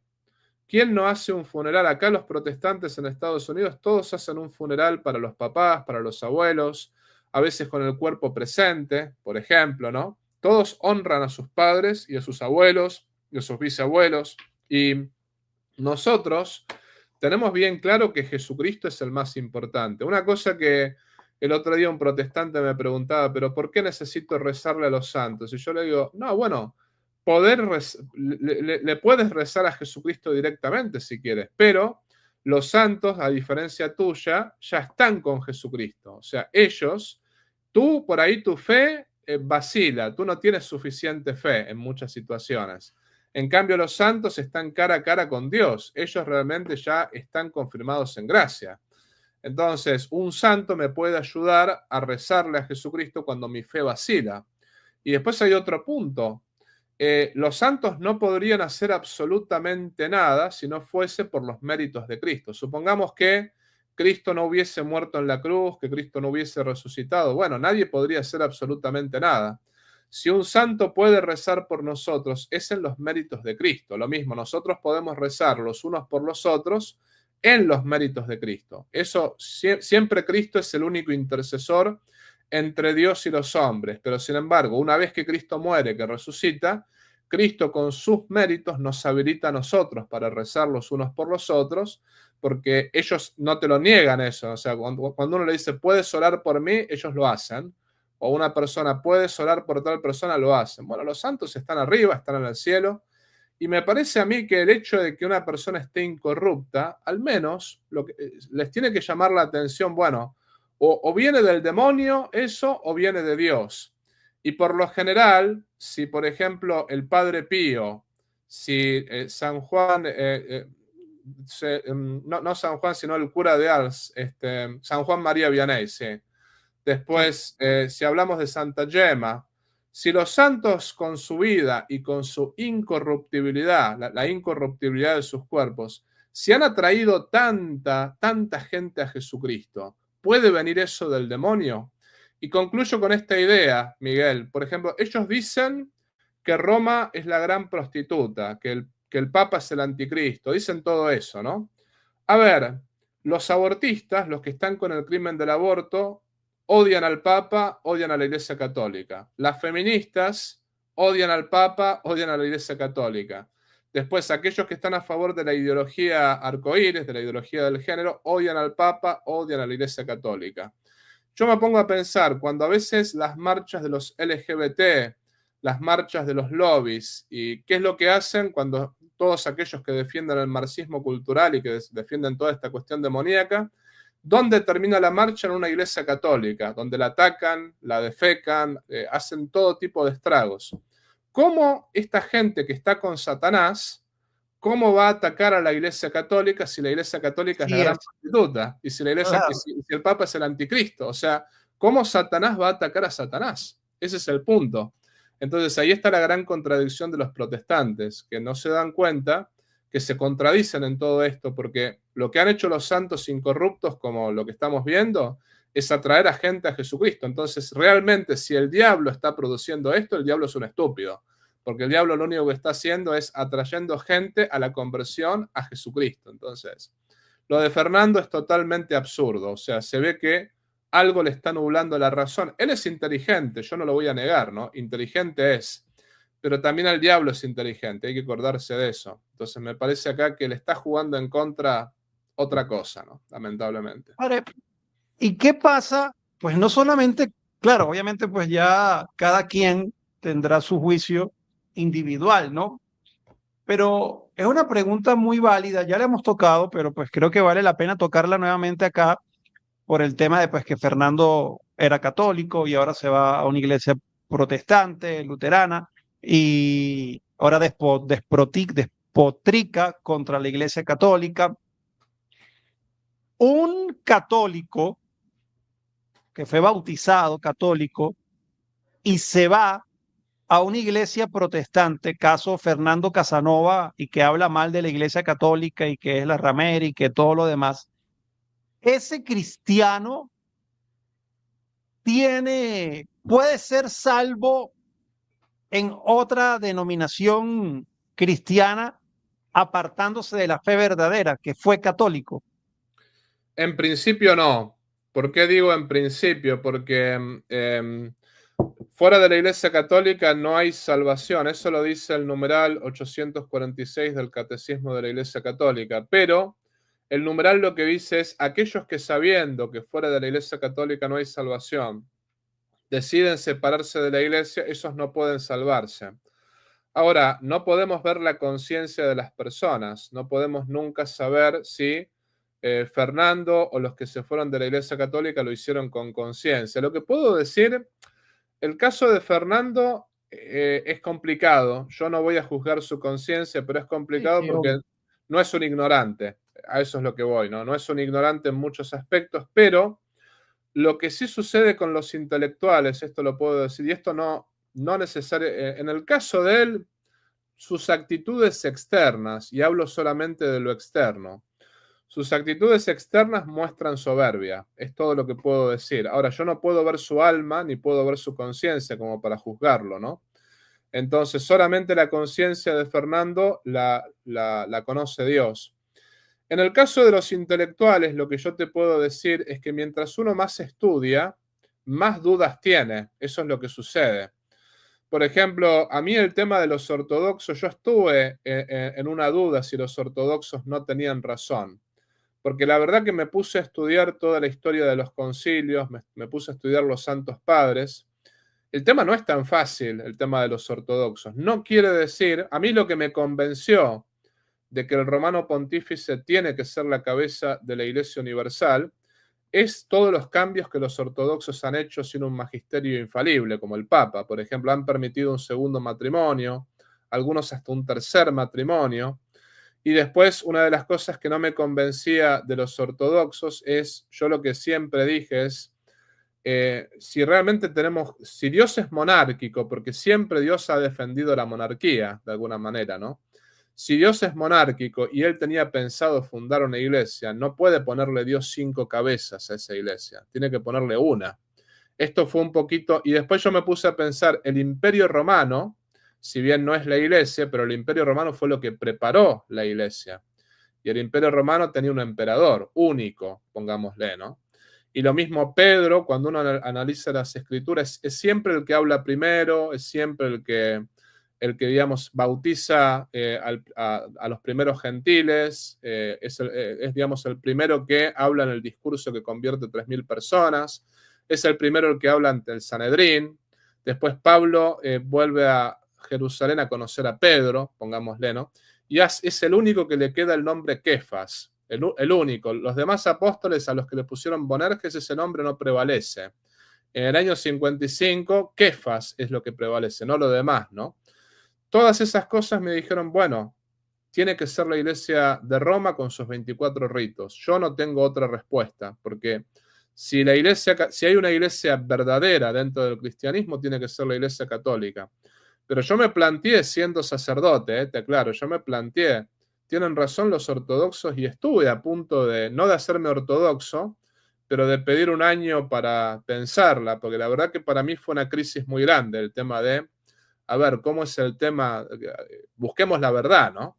Entonces a lo que voy con esto, y el cardenal Ratzinger, que él era un intelectual, o sea, el Papa Benedicto, él realmente era un intelectual. Yo soy un simple monaguillo, pero este hombre era verdaderamente no quiero decir padre de la iglesia, pero merece serlo, ¿no? Él dijo que pasó por muchas noches oscuras del intelecto, justamente por todo lo que él ha estudiado y por todas las preguntas que uno se hace cuando uno estudia. Yo te digo, Miguel, los que estudiamos nos hacemos muchas preguntas, entonces me acuerdo lo que hacía Santo Tomás. Santo Tomás, que era el hombre más inteligente de su tiempo, y dicen que es el más sabio de los santos y el más santo de los sabios. Santo Tomás, cuando no entendía algo, iba y metía la cabeza dentro del Santísimo y se humillaba, decía, bueno, no lo entiendo, se lo dejo a Dios, pero me imagino que Santo Tomás tenía miles de dudas, miles de preguntas, Entonces, ¿a qué voy con todo esto? Que cuando un intelectual deja la Iglesia Católica, tampoco hay que juzgarlo, tampoco, porque puede ser una noche oscura el intelecto. Claro. Hay muchas preguntas que uno se hace y que uno necesita resolverlas. Bueno, en fin, después llega un momento en que uno no tiene todas las respuestas y uno tiene que finalmente dar el paso de humillarse y decir, bueno, me humillo ante Dios, sé que no lo puedo entender todo, hasta acá llegué. Pero bueno, dicho todo esto, ¿no? La persona que abandona la Iglesia Católica puede hacerlo con conciencia de que es la Iglesia verdadera. Si sabe que es la Iglesia verdadera, no se puede salvar, porque es consciente de que la Iglesia Católica es la verdadera y que fuera de ella no hay salvación. Si no lo sabe, bueno, aunque está equivocado, porque se está yendo a una iglesia falsa, Dios no lo juzga por ese pecado porque él realmente no quiere pecar, sino que está pecando per accidens, o sea, se está equivocando, pero se está equivocando sin querer equivocarse. Entonces, en ese caso, Dios lo va a juzgar por la fidelidad a su conciencia. Ojo, no lo va a salvar el luteranismo, no lo va a salvar ni el anglicanismo, no lo va a salvar ninguna religión falsa. Lo va a salvar Jesucristo y la Iglesia Católica por su buena voluntad, porque esa persona, si supiese que la Iglesia Católica es la verdadera y si supiese que Jesucristo es el único Salvador, esa persona no dudaría un segundo en convertirse. El problema es que es ignorante, ¿no? Entonces, quien abandona la Iglesia Católica hay que ver si lo hace con conciencia o si lo hace con ignorancia invencible. El caso de Fernando, yo lo que puedo decir es, no sé cuál de las dos tiene él. Lo que sé es que externamente muestra mucha soberbia. Ahora, la conciencia la ve Dios nomás, no la podemos juzgar nosotros. Yo aliento a todas las personas a rezar por él y a rezar por su conversión. Ojalá que vuelva a la casa del Padre, ¿no? Eso es lo que yo siempre digo. Pero lamentablemente, a mí la actitud de Fernando me parece muy luciferina, o sea, tiene olor a azufre, eso es lo que digo, ¿no? Ojalá me equivoque, ojalá que no sea así, ojalá yo esté totalmente equivocado y Fernando pueda salvar su alma, pero tiene una actitud que realmente me hace pensar que hay algo raro ahí, ¿no? Sí, sí, pues y nuevamente pues pedimos oración. Padre, por allí hay un sectario o una sectaria, porque no sé, porque tiene el nombre Maranata, el Señor viene. Y usted pues a veces no le responde a los sectarios o tiene pues algún tipo de trato especial, ¿no? Para los fanáticos sectarios, ¿no? Y yo he leído este comentario en varias oportunidades. Ahorita usted citó el catecismo y esta persona se ríe, ¿no? Y lo voy a poner, bueno, yo generalmente tampoco le presto atención a los sectarios, pero sí, hay veces que este tipo de comentarios pues pueden confundir a algún católico pues mal formado, pues o que esté pues allí apenas empezando, ¿no? Entonces, cuando usted citó el catecismo, pues esta persona se rió, ¿no? Entonces, hay muchos protestantes que dicen, los católicos, ellos y su catecismo y nosotros los verdaderos cristianos con la Biblia. ¿Qué le respondería a esa persona en especial y a los que piensan así, obviamente? Justamente el Catecismo es el libro que más cita la Biblia, tiene como 22.000 citas de la Sagrada Escritura. O sea, nuestro catecismo no ignora la Biblia. El problema con los sectarios en general es que ellos no pueden justificar el uso de la Biblia. Ahí está el punto. No hay ningún sectario que pueda demostrar que la Biblia es palabra de Dios sin la Iglesia Católica. Eso, yo te digo, he discutido con muchísimos protestantes y muchísimos evangélicos, o sea, cuando hago los domingos, que ahora tengo, por ejemplo, una nueva política. Los domingos, cuando yo hago mi vivo, si aparece un sectario como ese Maranatá, lo que le digo es, a ver, ¿entra al vivo o te bloqueamos? Ese es un poco el Claro, digo, para que exponga, ¿no? claro, entra a conversar conmigo o te vas, le digo, porque si no, si vas a estar molestando en el chat, te vas directamente. Pero bueno, lo que yo quiero decir es todo lo contrario. Nosotros lo que hacemos es interpretar las Sagradas Escrituras a la luz de la tradición de los discípulos de los apóstoles, que son los santos padres, como San Ignacio de Antioquía. Y por otra parte, nosotros tenemos una tradición de 2000 años. Eso es lo que vamos, ¿no? Yo no le voy a creer a un pastor del siglo XIX, a un pastor del siglo XX. O sea, pensemos que Lutero era un sacerdote católico. Empecemos por ahí, ¿no? Lutero dijo solamente la Biblia, un principio que él jamás pudo demostrar, porque él rechazó la Biblia. Él quitó los libros que realmente no le convenían a su doctrina. Que muchos dicen, no, en realidad él está siguiendo el canon masorético. No, no es así. Porque en realidad Jesucristo y también los apóstoles, que eran todos de Galilea, usaban la Septuaginta, o sea, usaban la versión de los 70. Cristo, cuando estaba en Egipto, usaba el mismo canon que usamos los católicos hoy en día. Y por otra parte fue la Iglesia Católica en el Sínodo de Roma primero y después en Cartago y en Hipona. Cartago y Hipona fueron aprobados por Roma. Fue la Iglesia Católica que después de 4 siglos dijo, estos libros sí, estos libros no. Así que mal que le pese a los sectarios, no tendrían Biblia si no fuese por la Iglesia Católica. Y a esa persona que está comentando en el chat, lo que yo le quiero decir simplemente es lo siguiente, ¿no? Si realmente su actitud viniera de Dios, no estaría burlándose de los católicos, porque yo no entro a canales protestantes a burlarme. Yo menos. Yo menos. No necesito eso. O sea, justamente en mi cuenta de X, tú sabes que X es muy agresivo muchas veces, ¿no? Yo aprovecho las objeciones de los protestantes para formar a los católicos, ¿no? A veces la gente me dice, padre, ¿por qué usted pierde tiempo con los sectarios? No, no es que pierdo tiempo. Mi contestación al sectario es para el católico, para que el católico sepa cómo responder a esa objeción. Yo sé que al sectario no le interesa, bueno, en fin. Pero es increíble cómo esta gente necesita meterse. Yo digo que son como sanguijuelas que le chupan la sangre a la Iglesia Católica. ¿Por qué razón?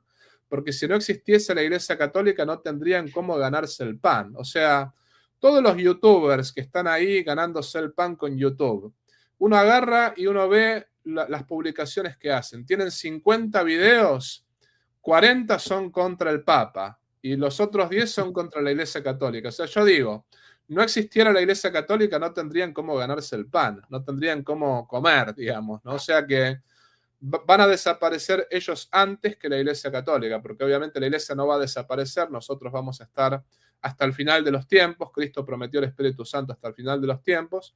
Es cuestión de tiempo, el arrianismo desapareció después de 5 siglos. Bueno, hay sectas que ya han desaparecido, por ejemplo, hay sectas evangélicas que tenían un pastor, el pastor Pepito, pongámosle, ¿no? Y ese pastor se murió y ninguno siguió su misión y ya esa secta desapareció. O sea, digamos, sabemos que son estériles, que nunca van a llegar a ninguna parte y sabemos perfectamente que por la actitud que tienen, porque esa es la actitud que tienen de meterse a tu canal o meterse al mío, uno ve que no buscan el diálogo. Lo único que buscan es el choque, el enfrentamiento, el agredir a los católicos. Bueno, no te cree nadie con esa actitud, mi amigo. Ojo que también hay católicos que hacen lo mismo. Yo no estoy Sí, diciendo sí, que... sí, total. Pero justamente yo a los católicos les digo, no hagan eso. O sea, si van a dialogar con los hermanos separados, háganlo respetuosamente. Yo, por ejemplo, los domingos a la noche, mi regla es esa. Puede entrar un hermano separado a conversar conmigo, pero no admito insultos y no admito tampoco faltas de respeto ni a mí ni a mi audiencia. Entonces, estemos de acuerdo en estar en desacuerdo, pero siempre con respeto. A los católicos lo que les recomiendo es no imiten esa actitud de los sectarios, porque en realidad lo que ahí se está mostrando es que estamos cayendo tan bajo como caen ellos, ¿no? Igual. ¿Y qué cosa dijo Jesucristo? Dijo, amaos los unos a los otros como yo os he amado. Con los sectarios no perdamos tiempo. Si hay alguno que realmente sea un evangélico, un protestante, que quiera dialogar, que quiera conocer la verdad, esa persona es bienvenida. Ahora, el sectario anticatólico, lo que tenemos que hacer es combatirlo, refutarlo, obviamente refutar sus ideas, pero hay que hacer como con los fariseos, hay que rezar por ellos, porque solamente Dios les puede tocar el corazón, ¿no? A gente que tiene la cabeza tan lavada como ellos, lo único que podemos hacer es rezar, pero bueno, después refutar sus ideas para que los católicos sepan cómo responder a esas objeciones, porque mal que mal, esta gente confunde a varios, ¿no? Entonces no hay que dejar que confundan a nuestra gente. Por eso voy a empezar, Miguel, si Dios quiere, esta semana, por ahí, este viernes voy a empezar con cursos de apologética para que la gente lo sepa. Excelente. Así que eso va a ayudar para que la gente sepa defenderse en una conversación contra los sectarios y contra gente que ataca nuestra fe, ¿no? Pero siempre la mejor defensa es el amor, acordémonos, ¿no? El amar al prójimo y le respondemos, lo refutamos, pero porque queremos su bien.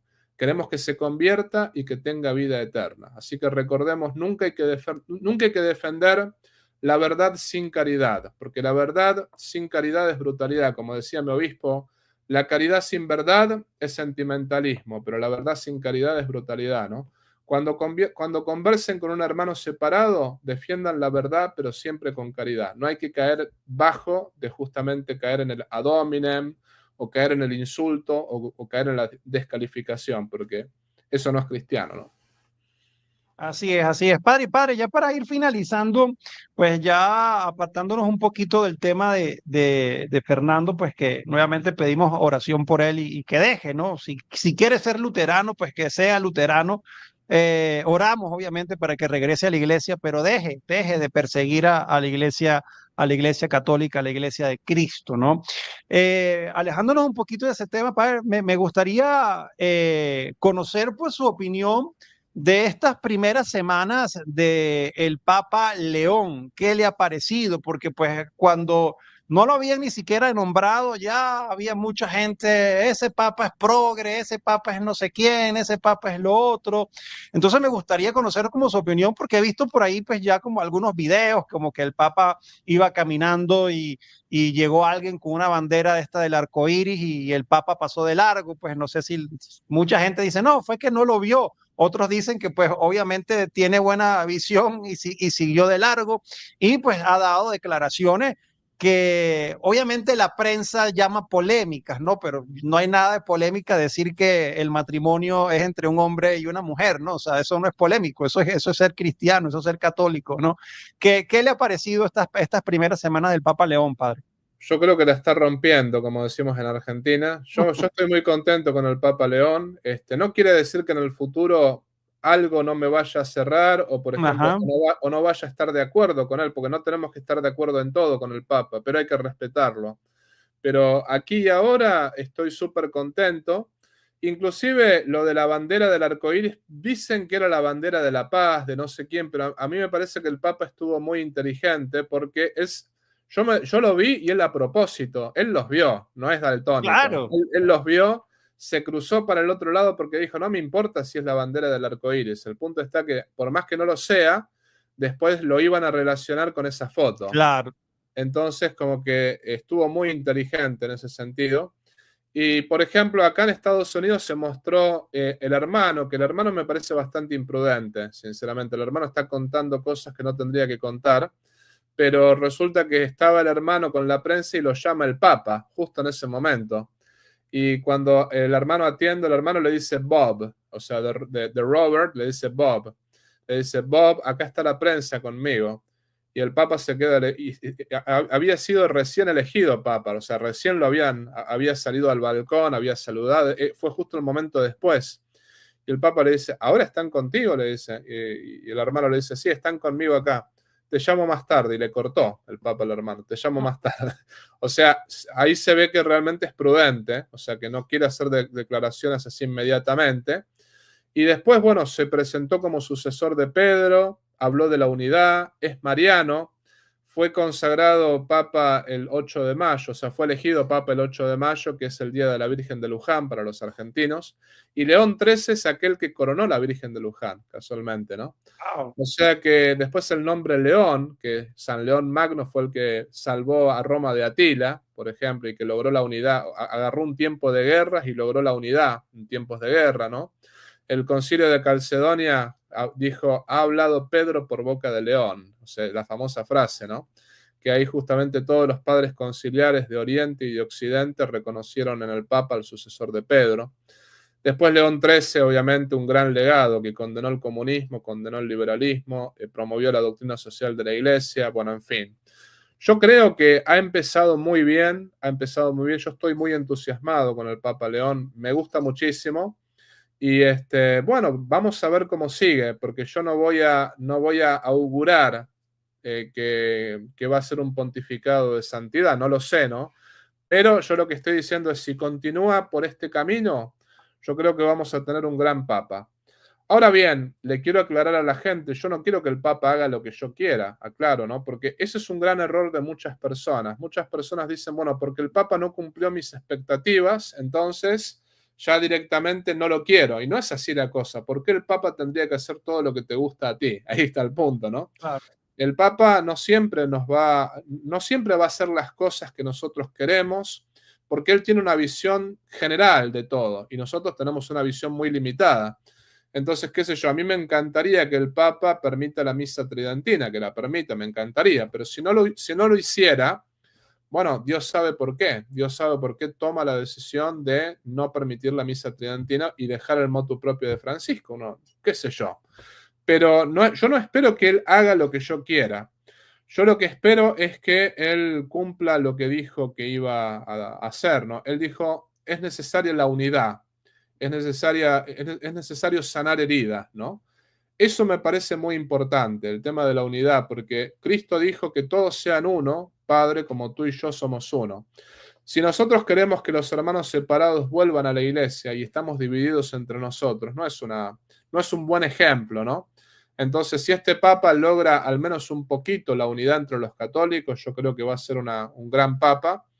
Y después, a mí, digamos, la esperanza que yo tengo en él es que realmente yo lo veo humilde, es un papa, es un hombre humilde, un hombre que uno ve que realmente no se la cree, no se cree superior, y al mismo tiempo es un hombre que de entrada ya está trabajando por el bien de la iglesia.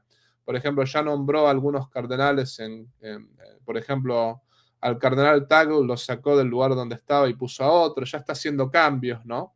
Entonces uno ve que es un hombre que se ha puesto a trabajar de entrada. Vamos a ver cómo sigue. Hay que rezar mucho por él porque ciertamente yo creo que la prensa lo va a empezar a atacar. También no solamente la prensa, sino los poderes mundiales, ¿no? La masonería, el sionismo lo van a empezar a atacar. Así que hay que rezar mucho por él porque es una cruz muy ¿Cómo pesada. cree, padre, usted que vive en Estados Unidos y pues sabiendo obviamente el talante ególatra de Trump? ¿Cómo cree que tendrán esa relación? ¿Se reunirán pronto? Bueno, supuestamente se van a reunir, obviamente, porque es el primer papa americano, bueno, y al fin también jefe de Estado, ¿no? Y se reúne con los presidentes de los países.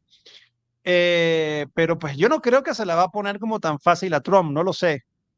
Te voy a hacer una corrección. El primer papa americano fue Francisco, es el segundo. Exacto, norteamericano, norteamericano. Sí, sí, sí. No, yo pienso que digamos, la relación con Trump va a ser una relación interesante. No digo que vayan a estar de acuerdo en todo, pero ante Sí. todo me parece que también es providencial de parte de Dios para Trump esto. ¿Por qué razón? Porque nadie esperaba un papa de los Estados Unidos. Todos decían, bueno, no queremos identificar a la Iglesia Católica Bueno, con... los conspiranoicos, ¿no? Que cuando vieron la foto de Trump, eso fue un mensaje para el Vaticano. Sí, no, nada que ver. O sea, ni Trump se imaginaba un papa de Estados Unidos. Absolutamente no, ¿no? Pero yo pienso que si hubiese salido el cardenal Burke, ahí sí podía ser una cuestión. Podían quizá pensar que la Iglesia y el Estado estaban totalmente unificados. Ahí uno podría imaginarse eso. A mí me encanta el cardenal Burke, aclaro, ¿no? Pero el cardenal Burke como que tenía ideas demasiado definidas. O sea, era como que estaba demasiado de un lado. Y acá mucha gente cuando yo digo esto me dice, padre, pero usted es tibio, usted dice que no hay que estar ni de un lado ni del otro. No, yo lo que creo es que también hay que ser astutos como las serpientes y mansos como las palomas. Porque, por ejemplo, en la situación mundial que vivimos, que es una situación muy delicada, donde está Rusia con la guerra en Ucrania, donde está Trump en Estados Unidos, donde está Milei en Argentina, donde hay un mundo tan dividido, es como que realmente tener a un papa que esté, por ejemplo, demasiado, me refiero políticamente, ¿no? Demasiado de un lado, eso puede generar conflicto. Entonces a mí me pareció, no se eligió un progresista acérrimo, por ejemplo, como los obispos alemanes, que ahí hubiese sido complicado para el otro lado, ¿no? No se eligió a un Sara o a un Burke, que yo los amo con todo mi corazón. Yo saltaba en una pata si era cualquiera de los dos, ¿no? Pero digo, bueno, no se eligió un Sara y un Burke, se eligió a alguien que no está etiquetado en ninguna de esas categorías, y me parece que es el hombre clave que puede lograr la unidad. Y la unidad hablamos en Jesucristo, ¿no? O sea, no podemos decir, bueno, con tal de lograr la unidad, aceptamos a los LGBT y les permitimos que comulguen, que se confiesen, por más que están viviendo en pecado. No, estás viviendo en pecado, estás en unión libre, tienes sexo homosexual, no puedes comulgar ni confesarte. O sea, lo lamento, ¿no? La iglesia no va a aceptar nunca el pecado. La unidad no es en el pecado, la unidad es en la verdad. Pero con respecto a lo de Trump, a mí me parece que, ante todo, esto es un balde de humildad para Trump, porque no es el estadounidense más importante del mundo ahora. Ahora el Papa es más importante que él, ¿no? Es un balde de humildad para él, y al mismo tiempo es un hombre que, si bien no comulga en todo con lo que Trump promulga, sin embargo, él es republicano también, es un republicano un poquito más moderado, si uno quiere. Entonces ahí va a haber un balance de ideas y, digamos, no te puedo asegurar que se vayan a llevar bien, porque solamente Dios sabe cómo se van a llevar el Papa y Trump, pero me parece que el Papa tiene, ante todo, su experiencia como estadounidense. Después tiene al mismo tiempo su experiencia como religioso. Él fue superior de los agustinos por 2 períodos. Tiene su experiencia en Latinoamérica, es doctor en Derecho Canónico, o sea, tiene formación europea, tiene formación latinoamericana, tiene al mismo tiempo formación estadounidense. Es como que fue prefecto de la Congregación para los Obispos, lo cual le dio un conocimiento de la Iglesia Universal impresionante, porque él era el que ayudaba al Papa a nombrar a todos los obispos de todo el mundo. O sea, yo creo que realmente él va a poder lidiar con Trump muy bien, y va a tener la prudencia necesaria como para saber, bueno, en qué lo apoyamos a Trump y en qué no lo apoyamos. Y va a saber, por ejemplo, lidiar con los casos difíciles con mi inmigración. Por ejemplo, a Trump yo lo apoyaría en todo lo que sería, digamos, salvaguardar las fronteras. Es decir, bueno, no tenemos que permitir la inmigración ilegal, porque la inmigración ilegal, si tú no sabes quién viene del otro lado, si es un criminal, si es un delincuente, si es un narcotraficante, no lo puedes dejar pasar. Pero el Papa le diría, bueno, pero las personas que ya están adentro, las personas que ya están en este país y que ya tienen sus hijos, sus nietos y que no tienen récords criminales, a esas personas ayúdalas, o sea, no las dejes abandonadas, no las deportes, qué sé yo. Como que el Papa tendría en ese sentido un balance, o sea, por una parte ayudaría a Trump a proteger el país, pero al mismo tiempo le diría, pero ten misericordia con las personas que son inmigrantes y que no han cometido más pecado que cruzar la frontera ilegalmente. Que siempre aparece algún insensato que me dice, eso es pecado. A ver, yo conozco gente que cruzó la frontera porque los estaban persiguiendo los carteles. O sea, claro. van a matar a tus hijos, van a matar a tu familia y no tienes otra opción. No todo el mundo es ilegal por los mismos motivos, así que yo le pido a la gente, guárdense los juicios, ¿no? Pero dicho todo esto, ¿no? Yo creo que el Papa, y con esto concluyo la idea, yo creo que él tiene una gran oportunidad, una oportunidad única para entrar en el pueblo estadounidense y para poder realmente hacerse querer por la gente de acá, ¿no? El Papa Francisco, y esto te lo voy a decir a ti, Miguel, y a nuestras audiencias, yo creo que él con los argentinos, en fin, yo no lo juzgo, pero sin embargo, si él hubiese ido a Argentina, ni bien asumió, hubiese sido recibido como un héroe. O sea, prácticamente, inclusive los no católicos, ¿no? Lo que pasa es que para mí el Papa sí cometió algunos errores políticos y fue el haber mostrado demasiada simpatía a los Kirchner. Eso fue lo que sucedió. Sí. Entonces ahí el pueblo argentino empezó a realmente a despreciar al Papa. Lamentablemente a mí me dio mucha pena porque era nuestro, era argentino. Entonces digo, eso para mí fue un error político de parte de él, pero bueno, es un error político, no es necesariamente un pecado, qué sé yo. Yo lo que digo es fue un error político el haberse mostrado demasiado cerca de los Kirchner, que vamos a decir la verdad, ¿no? Los Kirchner son unos delincuentes, son comunistas, total, son zurdos y son gente enemiga de la iglesia mal, ¿no? Entonces a mí me pareció eso un error garrafal. Pero bueno, a mí me parece que el Papa León, yo espero que no cometa esos mismos errores. Yo creo que él no los va a cometer, que él sabe. El Papa tiene que recibir a todos. Uno sabe que sea de izquierda, sea de derecha. A mí lo que me parece esencial acá, y esta es mi humilde opinión, o sea, mi humildísima opinión, porque no tengo la experiencia política que tiene el Papa. El Papa sabe mucho más que yo en este sentido, ¿no? Pero mi humilde opinión es que él no tiene que mostrar, digamos, una afiliación política con Trump o con los demócratas. Él tiene que condenar lo que es malo de cualquier grupo. Por ejemplo, claro, el aborto es malo, hay que condenarlo, sea quien sea que lo promueva. La eutanasia es mala, la ideología del género es mala y no me importa quién lo promueve, eso está mal. Y apoyo al político que promueva lo bueno y no apoyo al político que promueva lo malo. Entonces, de Trump, apoyar lo que es bueno de él, perfecto. Ahora, condenar lo que es malo, también. Esa tiene que ser la actitud de la iglesia, no decir somos republicanos, somos demócratas, no. Tomar lo bueno y desechar lo malo. Y justamente buscar que Cristo reine en la sociedad y que se busque por sobre todas las cosas la gloria de Dios y la salvación de las almas. O sea que estoy entusiasmado, ojalá este Papa pueda realmente lidiar con Trump y pueda lidiar con el pueblo estadounidense, que muchos están entusiasmados, ¿no? Hay que aprovechar ese entusiasmo inicial, ¿no? Así es. Hermano, escriban en los comentarios si la transmisión ha sido fluida, porque por ahí alguien puso que se cae a cada rato la transmisión. Pues yo he hablado pues esta hora con el padre y no se ha caído la transmisión. No sé si es el internet de esa persona que hace que la transmisión se le caiga. Entonces escriban en los comentarios pues si la transmisión ha sido fluida sin ningún corte. Padre, aquí creo que hay olor a zurdo en los comentarios y no sé si quiera responder. Porque pues cuando dijo que los Kirchner eran delincuentes, alguien se rió y le preguntó, ¿y Milei? O sea, porque entonces ser anti-Kirchner o decir la verdad de los Kirchner ya lo hace seguidor de Milei. Entonces no sé qué le quiere responder a esa persona.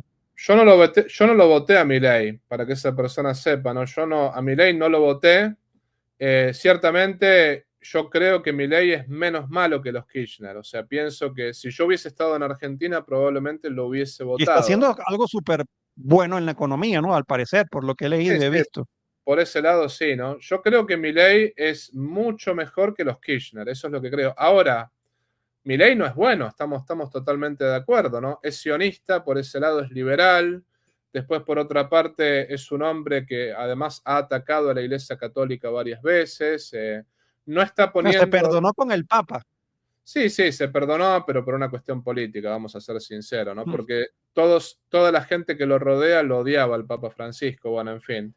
Pero también podemos decir que, digamos, no hay voluntad política de parte de él para remover la ley del aborto, que si hubiese más voluntad política, capaz que la ley del aborto podría cancelarse y se podría defender la vida de mejor manera. Pero aclaramos una cosa, ¿no? Lo que yo voy a decir acá es lo siguiente, al menos Milei no está a favor del aborto, empecemos por ahí, que los Kirchner fueron los que aprobaron, Él no está a favor de la ideología del género, que mutila a hombres y mujeres y también destruye a niños, ¿no? Él no está a favor de la ESI, que justamente la educación sexual es la sodomización de nuestros niños, ¿no? Y él, a esas personas que realmente quieren el modelo de los Kirchner, lo que les voy a decir es, a ver, gente, los Kirchner dejaron el país con 55% de pobreza. O sea, ¿era realmente el modelo perfecto? Era realmente, porque no estamos diciendo que Milei sea un santo. Yo no soy mileísta, yo no soy libertario. Pero lo que sí les puedo decir es que el socialismo es lo peor de lo peor. O sea, el Papa Pío Es el XI, peor cáncer de nuestra historia. Se lo exactamente, dice un venezolano. exactamente, váyanse a vivir a Venezuela, váyanse a Sí. vivir a Cuba si realmente ustedes quieren ser socialistas, pero el socialismo comunista dejó 100 millones de muertos, o sea, no permitió las libertades fundamentales como la libertad religiosa, mataban a la gente por el simple hecho de creer en Dios, ¿no? Y después esclavizaban a los pueblos. Mientras Fidel Castro tenía una cuenta de 1.000 millones de dólares, el pueblo cubano buscaba en la basura comida. Entonces, no vengamos con hipocresías, no vamos a ser sinceros acá. O sea, yo no soy políticamente correcto. Pío XI condenó el comunismo y dijo que era la vergüenza de nuestro tiempo, y lo hizo en la Divini Redemptoris, como también lo hizo Pío XII y como también lo hizo el Papa Juan Pablo II, condenando la teología de la liberación en Libertates Nuncios y en también Libertates Conscientia, que la formuló el entonces cardenal Ratzinger, pero las aprobó el Papa, ¿no? Entonces, no, yo no digo que Milei sea el salvador de la Argentina, yo no lo digo eso. Me parece que Milei es el, digamos, menos malo, si uno quiere llamarlo de alguna manera. Es malo, pero no es tan malo como los Kirchner, eso es lo que yo pienso. Y bueno, Milei, ojalá que algún día se pueda poner un político santo, ojalá que se pueda poner un político, ojalá tengamos a San Luis Rey de Francia, pero por el momento era lo que había. Los Kirchner no era una opción. Bueno, Milei era lo que había. Ojalá que el día de mañana haya alguien mejor que Milei, ¿no? Pero aquel que realmente apoya a los Kirchner, yo lo que les voy a decir es, sáquense la venda de los ojos, porque 55% de pobreza, ¿eso qué es? Eso, digamos, la culpa la tiene Milei de eso. O sea, 18 años gobernó el kirchnerismo, en total 12 años entre Cristina y Néstor, y después, bueno, 16 años gobernaron los kirchneristas, y 28 años gobernó el peronismo. O sea, el peronismo en total de los 40 años de democracia, 28 fue el peronismo. ¿Me van a decir que el país está destruido simplemente por un año de Milei? Eso es no ver la realidad, como se dice en filosofía, no chocarse con el actus essendi, ¿no? Esa es la realidad, ¿no? Así es, así es. Claro, ya para sí, ya la última pregunta para finalizar, porque no sé, hay alguien que debe tener debe estar inquieto con algo porque ha escrito el comentario como muchas veces. Dice, padre, Miguel, pregúntale al padre si un católico puede enseñar, o sea, me imagino predicar, enseñar con una camiseta negra de calavera, algo así. No sé a qué se refiere, pues me imagino que vio a algún católico predicando con una camiseta de calavera. Pues yo anteriormente me gustaban esas camisetas de calaveras, pero no sangrientas, sino como de mexicanas, ¿no? Que ellos utilizan mucho el tema de las calaveras.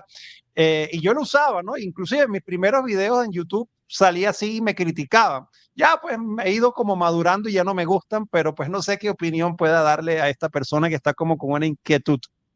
Bueno, hay que ver, por ejemplo, los cartujos tenían una calavera que estaba enfrente de ellos que decían, como tú te ves, yo me vi, como yo me veo, tú te verás. Era para El padre recordar Rabasi que tiene una, ¿no? Él me dijo una vez en una entrevista. la calavera se puede usar como signo de que nos vamos a morir y que tenemos que estar en gracia. Ahora, si la calavera es algo demoníaco, es el problema. Claro. Hay que ver qué significa, no tanto la calavera en sí, sino cuál es el significado de esa calavera. Porque, por ejemplo, los mexicanos tienen la Santa Muerte, pero la Santa Claro. Muerte es un demonio, es un culto supersticioso y sobre todo es el culto de los narcotraficantes y de los carteles. La Santa Muerte no.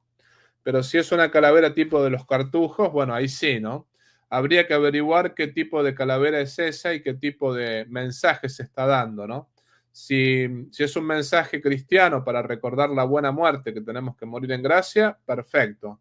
Si es un mensaje demoníaco, ahí ya no, ¿no?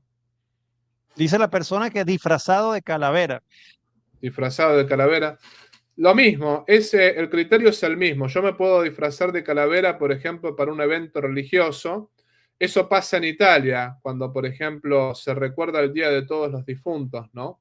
Hay veces que hay una procesión y hay gente con, por ejemplo, capuchas de calavera. ¿Cuál es el significado en ese pueblito? Es para recordarle a la gente, algún día nos vamos a morir. Tenemos que estar confesados, tenemos que estar en gracia. Ahora, es muy distinta la calavera, por ejemplo, de Halloween, ¿no? Que ya es muy distinta, ¿no? O, por ejemplo, es muy distinta la calavera de los satanistas, que es signo del demonio, signo demoníaco. Entonces, el criterio es la simbología que tiene la calavera. O sea, ¿cuál es la simbología? Porque puede significar algo católico, cristiano, como la Santa Muerte en el sentido de morir en gracia, o puede significar el culto al diablo. Entonces habría que ver en qué sentido está ese disfraz o esa calavera por ejemplo, de la polera, ¿no? Que hablaban recién. Así es, padre. Muchísimas gracias y de verdad que pues esta conversación como todas han sido de verdad de gran bendición. Pues invito también a todas las personas para que también empiecen el curso con el padre Tomás de apologética. Padre, ¿a qué hora lo va a hacer para que la gente esté pendiente? En principio tengo intención de hacerlo todos los viernes, pero si se suscriben a mi canal ahí en YouTube, que es el canal FR Tomás Veroch con la cuenta verificada y estoy celebrando la misa con una casulla blanca, ahí les aparece la notificación 12 horas antes, ¿no? En principio va a ser los viernes a las 9:30 de la noche, de horario de Atlanta, Georgia, Estados Unidos. Y voy a hacer, así como hice unas 10 clases sobre la Inquisición, la idea es hacer unas 10 clases de apologética y nos vamos a basar en el libro del verdadero teólogo responde, o sea, vamos a basarnos en el libro donde dice la Biblia qué. En el verdadero. El verdadero, sí, el original, ¿no? No el pseudo, sino el original. Y me parece que ese libro también yo se los recomiendo, está en PDF en Google, se llama ¿Dónde dice la Biblia qué? Miguel Ángel Fuentes. Es uno de los mejores libros de apologética que hay, aunque no niego que haya otros, como el que recomienda Miguel, o como el que recomienda Santi sí. También, pero sin embargo, todos esos libros, también, por ejemplo, un libro muy bueno de apologética que yo lo voy a combinar con estas clases es el libro de La crítica a la sola escritura de Juan Carlos Monedero. Ese libro está muy bueno también, es un poquito profundo, digamos, pero sin embargo también lo recomiendo. Respondo brevemente, Miguel, a la persona que me decía, usted habla desde los Estados Unidos, ¿no? Ajá, es la misma persona que estaba hablando de Milei. Yo creo que vale la pena responder eso porque, primero, es cierto que yo estoy en los Estados Unidos, pero al mismo tiempo tengo familiares en Argentina. Tengo mi mamá en Argentina, por ejemplo. Y ustedes no tienen ni idea lo que sufre una persona cuando ve sufrir a los familiares, ¿no? Yo les digo, me lo digan a mí que tengo mis padres en Venezuela también. Exactamente, ustedes no comprenden a la persona que está fuera del país, porque está bien, yo puedo estar sin problemas económicos, que no necesariamente es así, porque estar en Estados Unidos no quiere decir que uno no tenga problemas económicos, pero bueno, no voy a hablar de ese tema. Lo que quiero decir es, ¿estoy en un país del primer mundo? Sí, pero por ejemplo, cuando yo viví el tiempo del kirchnerismo desde Estados Unidos, yo tenía muchos familiares súper desesperados que nunca me pedían nada, pero me empezaron a pedir ayuda económica porque estaban realmente desesperados, que no tenían trabajo, que esto y lo otro. Yo creo que en tiempo de kirchnerismo fue el tiempo que más dinero tuve que mandar para la Argentina, por ejemplo. Entonces, justamente eso nos afecta a nosotros los argentinos que estamos afuera. No porque tengamos que mandar plata, sino el dinero uno lo manda con muchísimo gusto, porque uno sabe que $50 en Argentina vale muchísimo, pongámosle, ¿no? Claro. Pero a uno lo que le duele es ver a los familiares que no tienen estabilidad, que no tienen seguridad, que realmente, inclusive que no pueden practicar su fe católica porque son perseguidos, por ejemplo, que tienen que hacer homeschooling, porque en la escuela les enseñan la ideología del género y les enseñan la ESI, ¿no? Entonces no juzguen a la persona que está afuera, porque yo está bien, no estoy en el país como para poder hablar, pero ustedes tampoco están en mis zapatos, como tampoco están en los zapatos de Miguel, ¿no? O sea, estando afuera nosotros vemos el sufrimiento de nuestra gente y no somos indiferentes, ¿no? O sea, yo les puedo decir, desde acá, desde Estados Unidos, he ayudado a la Argentina en muchas maneras. No soy un santo, soy un gran pecador, pero me parece a mí también que así como no puede hablar mucho el que no está en el país al no ver lo que está pasando, tampoco puede hablar mucho la persona que no está afuera. Y les digo más, los que estamos afuera no quiere decir que no conozcamos la situación del país. Yo no necesito violar para saber que violar está mal. No necesito matar para saber que matar está mal. Un ginecólogo varón no queda embarazado, sin embargo es ginecólogo y ayuda a mujeres embarazadas. O sea, la realidad de Argentina la puedo ver mucho más objetivamente yo desde afuera que los que están adentro, porque los que están adentro, al estar sufriendo este tema, justamente a veces son demasiado parciales, ¿no? Como lo sufren, ven todo simplemente desde un punto de vista. Los que no estamos ahí y vemos todo el panorama desde afuera, a veces tenemos un mejor juicio, porque por más que no estemos en el país para sufrir las penalidades de tal gobierno a tal otro, podemos ver no solamente lo que dice la gente del país, no solamente lo que dicen los familiares, no solamente lo que dicen los amigos, sino podemos ver lo que dice el mismo gobierno estadounidense, el mismo gobierno italiano, lo que dicen los demás gobiernos acerca de nuestro país. Así que es una falacia decir estás afuera, no puedes hablar. No, bueno, violar no se tiene que violar para saber que violar está mal, ¿no? Así que no hay que experimentarlo todo. Dicho todo esto, yo creo que ya aclaré esas preguntas de esta persona, ya le Sí, dedicamos el tiempo suficiente. ojalá que le haya quedado claro, pero bueno, en fin, ya sabemos cómo quizás son esas personas de ese tipo de posturas políticas, pues oramos también por ello. Padre, bueno, de verdad que como le decía, muchísimas gracias por este espacio, su tiempo, gracias también a las personas que son del canal del Padre, los que son también de mi canal, pues vayan a suscribirse al canal del Padre, los que son del canal del Padre, pues suscríbanse acá, nos apoyamos entre todos. Y Padre, si quiere, por favor, pues una oración final, pues para todas las personas que estamos acá conectadas y para los que luego van a ver esto en diferido. Con muchísimo gusto. Y bueno, a los de mi audiencia, tanto a los que están viendo esto por X y a los que están viendo esto por YouTube, les digo suscríbanse al canal de Miguel, que el contenido Muchas de él gracias, es Padre. muy bueno, ¿no? En el nombre del Padre y del Hijo y del Espíritu Santo. Amén. Te damos Amén. gracias, Señor, por todos los beneficios recibidos de tus manos generosas y providentes. Y la bendición de Dios Todopoderoso, que es Padre, Hijo y Espíritu Santo, descienda sobre vosotros y permanezca para siempre. Amén.